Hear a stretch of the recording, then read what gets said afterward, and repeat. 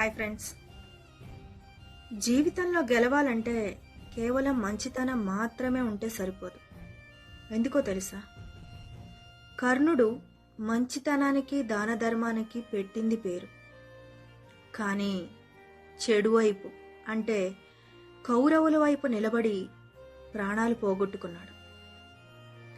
కొన్నిసార్లు మంచితనం కంటే మన చుట్టూ ఉండే సమాజ పరిస్థితులను బట్టి కూడా ఆలోచించి అడుగు వేయాలి. ఏది ఏమైనా నా వరకు తెలిసిందేంటంటే, ఫర్ ఎగ్జాంపుల్, ఒకప్పుడు బాహుబలి మంచితనం వల్ల కట్టప్ప చేతిలో ప్రాణాలు కోల్పోతాడు. ఇప్పుడు రాయప్ప చేసే మోసం వల్ల దేవర ప్రాణాలు కోల్పోతాడు. దీన్ని బట్టి మీకేమర్థమవుతుంది? మంచితనం అనేది ఎప్పుడూ మోసపోవడానికే తప్ప బ్రతకడానికి పనికిరాదు. అలా అని నేను మంచితనం చూపించొద్దని చెప్పట్లేదు.